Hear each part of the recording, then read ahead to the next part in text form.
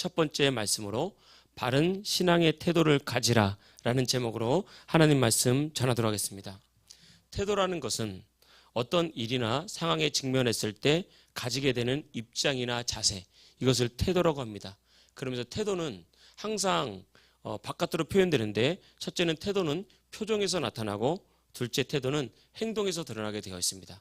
우리가 이 땅을 살아가면서 사회생활 할 때 태도가 좋은 사람을 모든 사람들이 좋아합니다. 학교에 가면 선생님이 어떤 학생들을 좋아하냐? 태도가 좋은 학생들을 좋아해요. 그래서 선생님께 집중하고 선생님이 때로는 칭찬하든지 나무라든지 상관없이 바른 태도로 우리가 학업에 임할 때 선생님이 그를 봅니다.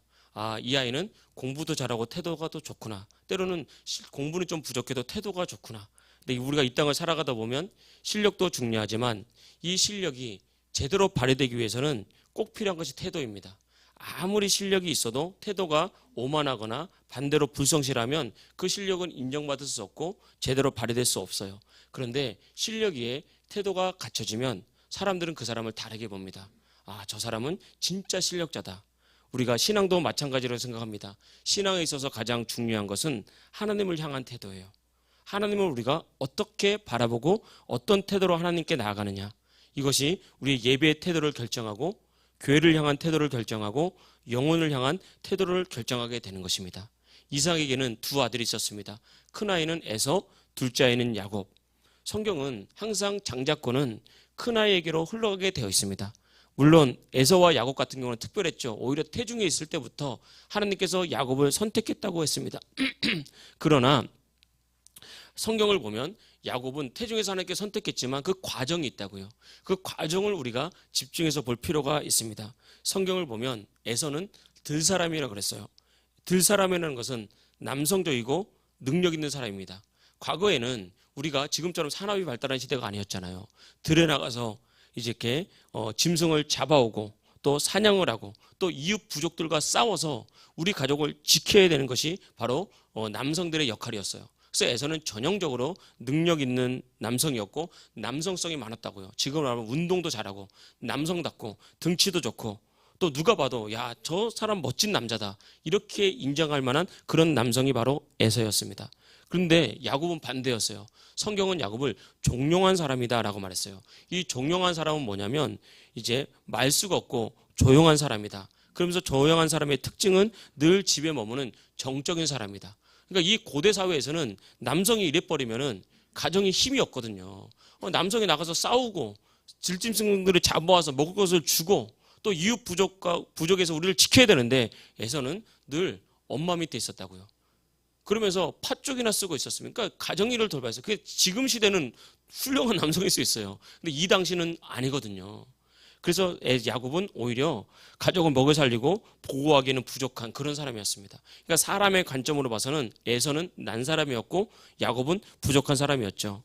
그러나 성경을 보면 하나님은 야곱을 선택하고 에서를 버렸다고 했습니다. 야곱이 장자의 축복권을 얻었고 하나님께 쓰임 받았습니다. 그 이유는 하나님의 선택도 있겠지만 삶의 과정 가운데서는 하나님을 대하는 영적인 것을 대하는 태도가 달랐다는 거예요. 야곱은 들 사람이었기 때문에 밖에 나가서 막 일하다가 배고파서 들어왔을 때 이제 야곱이 팥죽을 쓰고 있었거든요. 그 팥죽 한 그릇에 장자의 명분이 뭐가 중요하냐라고 하면서 장자의 명분을 팔아버렸습니다. 어떻게 아무리 배가 고파도 팔 게 있고 안 팔 게 있죠. 장자의 명분을 팝니까? 영적인 축복권을. 그래서 성경은 이 에서를 평가할 때 영적인 것, 장자권을 경홀히 여겼고 가볍게 여겼다고 말했어요. 그런데 야곱은 장자권에 대한 갈망이 있었어요. 다시 말하면 영적인 것에 대한 갈망, 하나님에 대한 진정한 갈망이 있어서 하나님께 인정받고 쓰임받는데 자신의 전부를 걸었습니다. 내가 좀 못났다 그러면 어떠냐, 세상에서 약해 보이면 어떠냐, 나는 그런 것보다 하나님께 인정받아야 되고 하나님께 쓰임받아야 된다, 여기에 전부를 걸었다고요. 그런데 에서는 장자권을 가볍게 여겼죠. 결국 이 영적인 것을 대하는 태도가 야곱과 에서의 인생을 가르게 된 것입니다. 우리도 잘 기억을 해야 됩니다.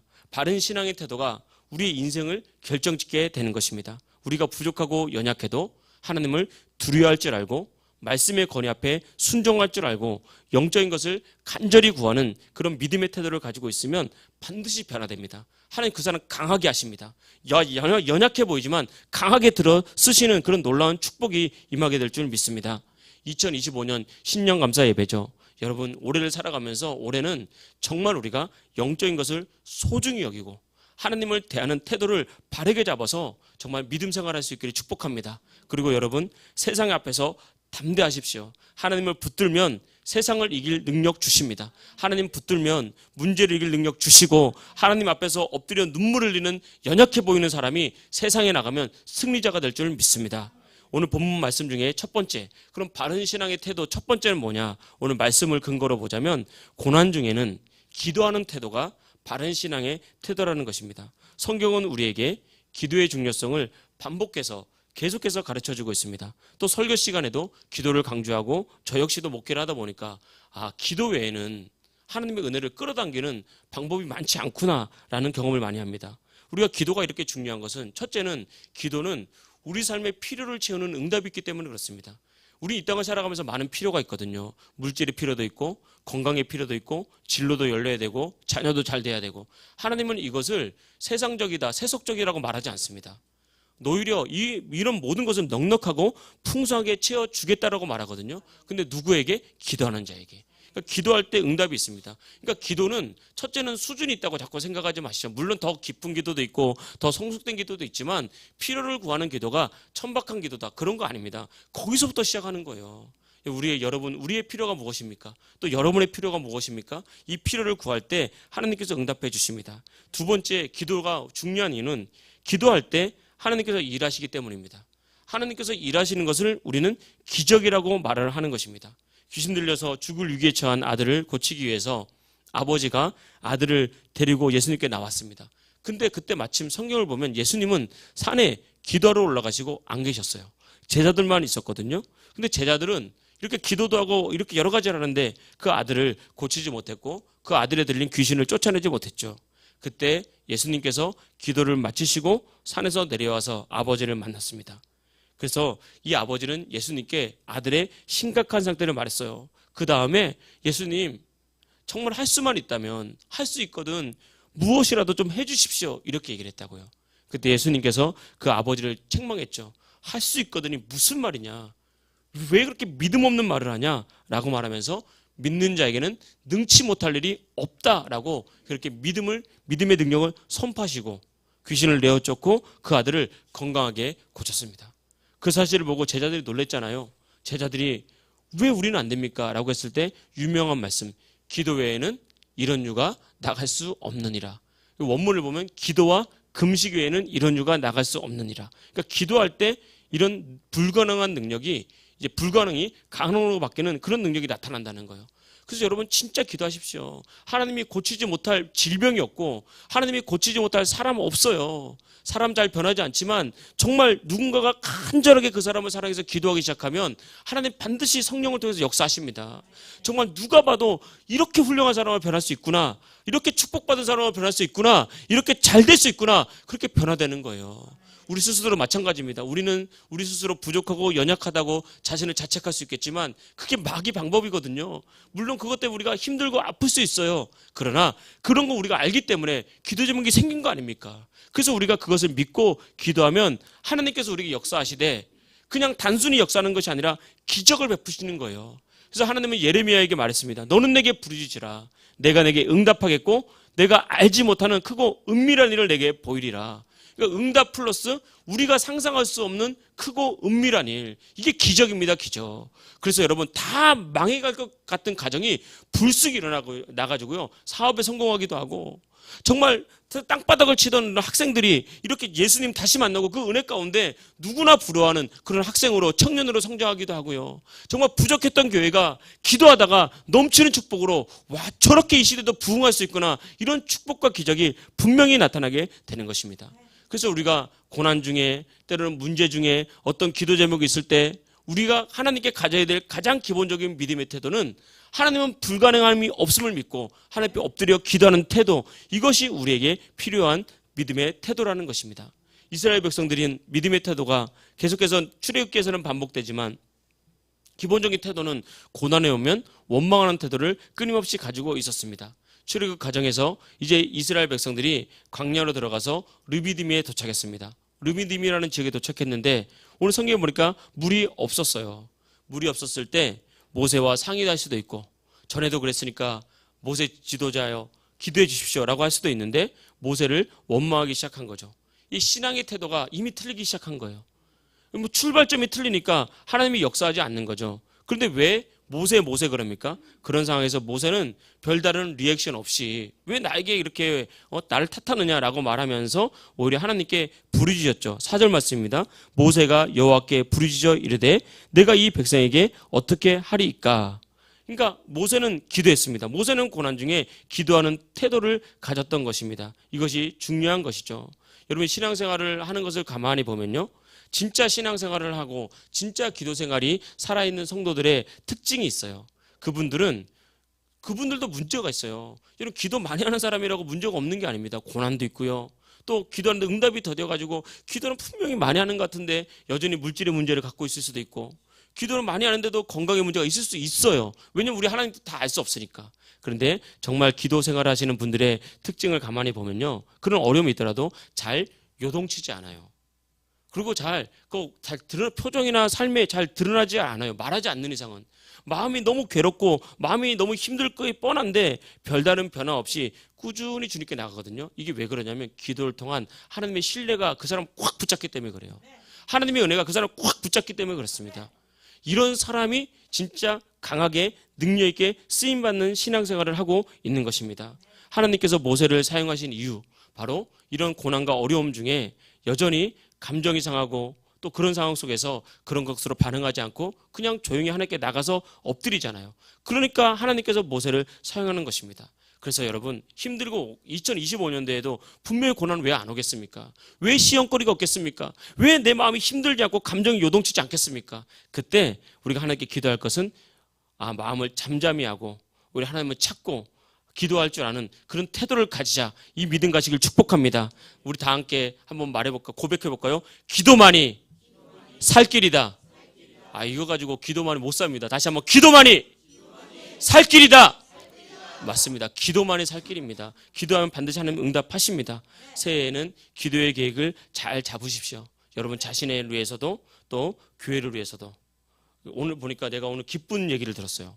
저도 이제 작년 연말에 이제 아이들한테 성경을 읽혀야 되겠다라고 생각해서 다 똑같은 성경책을 주문을 했거든요. 그래서 똑같이 이제 읽어가는 거예요.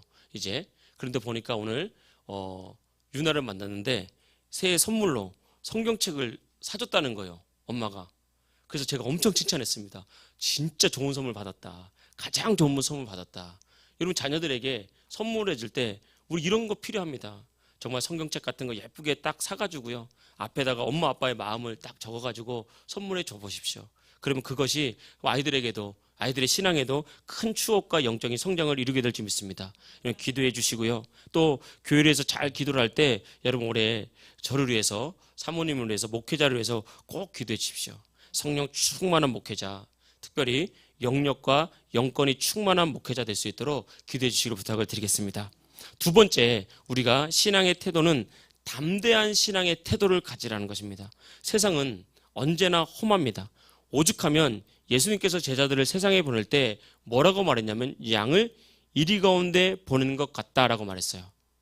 우리가 이제 제가 종종 말씀드리지만 우리 이런 것들은 상상력이 필요하죠. 글을 읽을 때 양을 이리 가운데 보낼 때, 여러분 우리가 가끔 동물의 세계 같은 거 보면요, 이리가 양을 어떻게 잡아먹죠?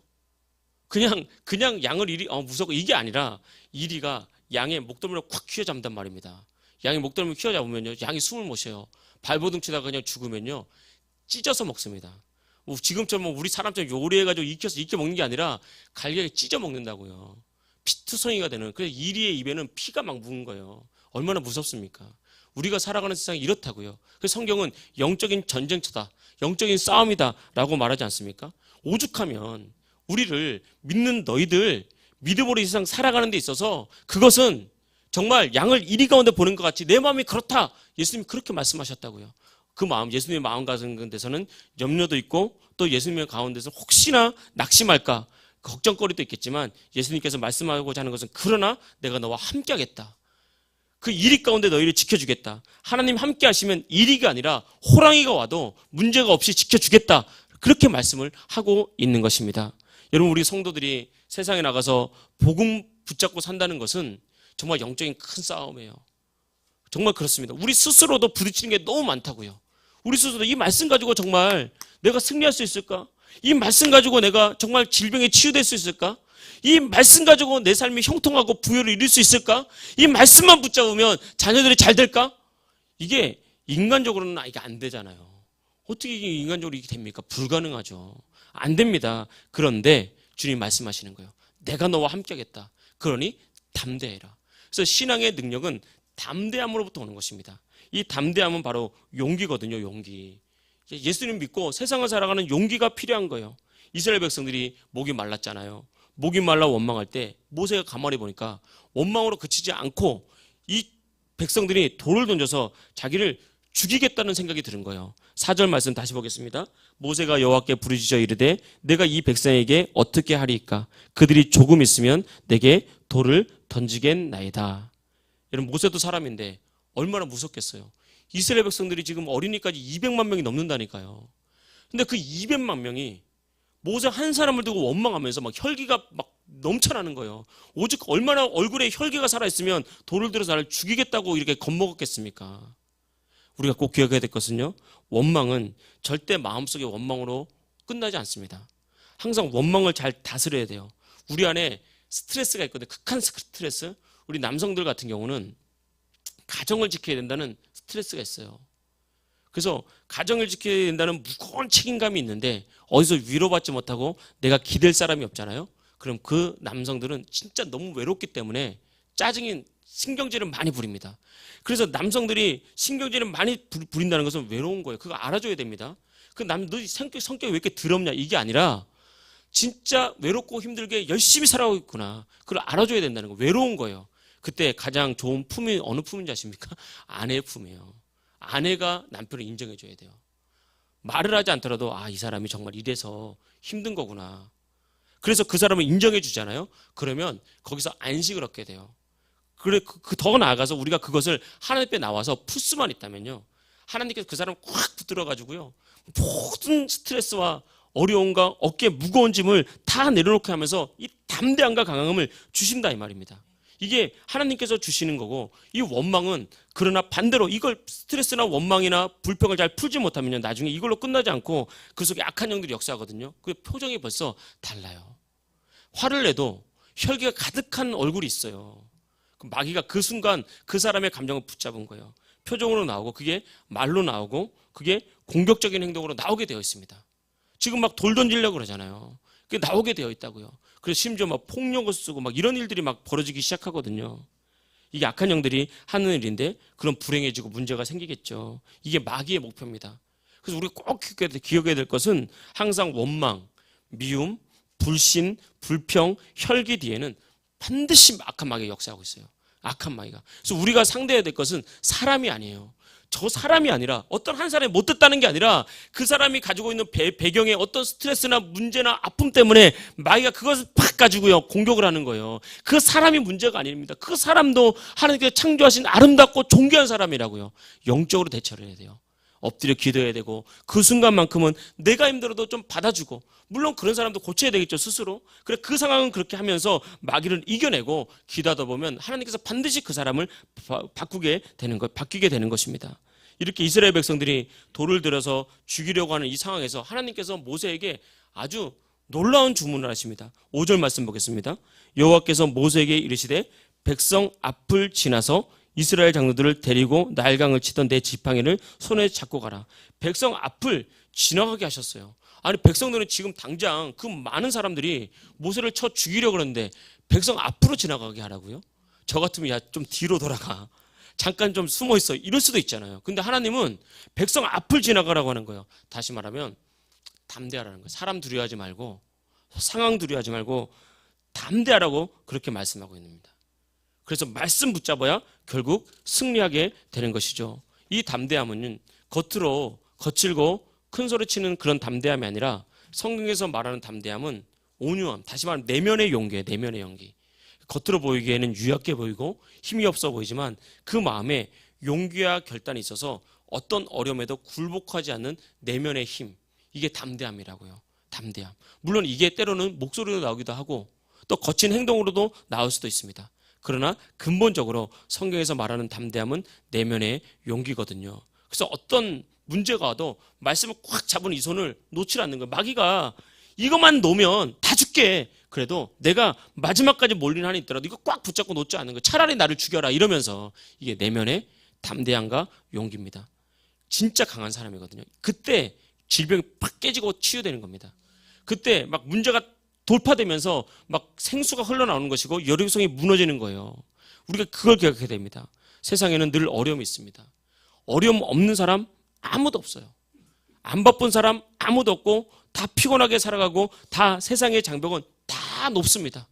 아무도 그렇지 않은 사람 아무도 없어요. 중요한 것은 그럼에도 불구하고 하나님 말씀 딱 붙잡고 담대한 태도로 믿음으로 살아가느냐. 여기에 답이 있는 거예요. 이것이 우리의 인생을 바꾸고 변화시키는 것입니다. 여러분 이 땅을 살아갈 때 특히 2025년을 살아갈 때 용기 있게 전도하십시오. 보니까 이제 우리가 지난주 새가족 초청 예배를 하고 주소를 좀 보내라 그랬더니 이제 한 분이 보내셨더라고요. 또 혹시 아는 분들 있으면 보내십시오. 그럼 가만히 보니까 우리 이제 뭘 볼까 하다가 우리 작년에 전도하다 남은 교회 이름을 적힌 컵이 있어요. 컵도 있고 그리고 또 이제 예쁘게 뜬 수세미도 있고 거기다가 2025년 달력 딱 해가지고 세 가지를 택배 상자로 넣어서 이제 엽서를 써가지고요 보내겠습니다. 그래서 이제 그렇게 보내면서 또 안부를 전하고 그런 식으로 해서 우리 교회에서 할 수 있는 걸 마치는 거죠. 또 여러분 전도를 할 때 용기 있게 성경대로 표현하자면 문제를 피해서 돌아가지 말고 나를 죽이려고 하는 백성들 앞을 당당히 지나가십시오. 그때 원수마귀가 두려워 떠는 거예요. 그래서 어떤 상황에서든지 이렇게 담대할 수 있기를 주의 이름으로 축복합니다. 마지막 세 번째는 우리가 이 땅을 살아갈 때 이 담대함으로 믿음으로 문제를 돌파하려는 태도를 가지십시오. 돌파하는 태도. 하나님께서 이어서 모세에게 말했습니다. 나일강을 치던 지팡이를 가지고 반석을 치라. 그러면 물이 나올 것이다 라고 말했고 모세가 기도했을 때 반석에서 물이 나왔죠. 성경학자들은 이 반석을 우리에게 생수를 공급하시는 예수님을 상징한다고 합니다.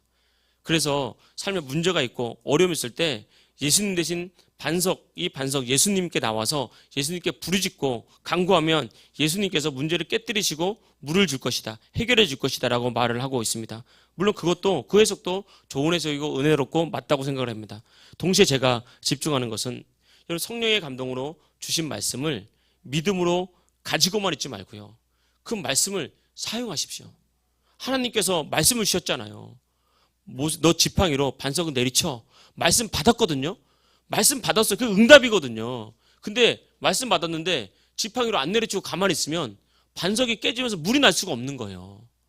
반드시 믿음으로 반석을 내리쳐야 물이 나옵니다. 근데 이게 두렵다고요. 여러분 반석을 지팡이로 내리치면 지팡이가 부러지겠죠. 반석이 깨져서 물이 나오겠습니까? 인간적으로는 불가능하고 어렵고 두려운 거예요. 그러나 하라는 겁니다. 근데 모세는 믿음으로 문제를 이 반석을 향해서 자신의 지팡이를 내리쳐버렸습니다. 근데 반석이 팍 깨지면서 생수가 터져나와서 온 이스라엘 백성들이 생수를 먹은 거거든요.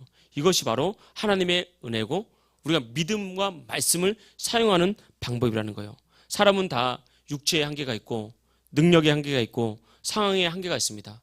그래서 한계에 부딪히기 때문에 늘 문제를 두려워하는 경향이 있어요. 그래서 두려우면 어떤 면에서 사람의 본성입니다. 다 사람의 본성이에요. 내가 사랑하는 사람이 나를 사랑하지 않을까 하는 두려움이 있고요. 또 내가 이루고 싶은 것을 이루지 못할까 하는 두려움이 있고 지금 잘 살아간다도 나중에 문제가 생겨서 내가 삶이 힘들어지면 어떡할까라는 두려움을 다 가지고 있어요. 때때로 믿음으로 정복하기도 하지만 또 스물스물 올라오는 것이 두려움이 올라오는 것이 사람의 본성입니다. 그때 그 두려움을 깨는 방법, 문제를 깨는 방법, 그 자리에 성령이 역사하는 방법, 말씀으로 그 두려움을 내려치십시오. 예수님의 이름으로 두려움은 떠나라 명령하십시오. 그리고 내가 예수님의 이름으로 물질의 문제를 내려치고 축복이 나에게 임했음을 선포하노라라고 그렇게 말씀을 선포하십시오. 그리고 여러분 지금까지 살아왔던 성실한 모습대로 또 지금까지 살아왔던 열심히 사는 모습대로 그렇게 살아가고 여전히 예배하고 여전히 기도하십시오. 그럼 반드시 문제는 깨지고 그 속에서 주님께서 부어주시는 놀라운 생수, 영원히 목마르지 않는 생수가 여러분 인생을 채울 줄 믿습니다. 여기서 하나 더 집중하고자 하는 것은 하나님은 이스라엘 장로들을 데리고 가라고 했어요.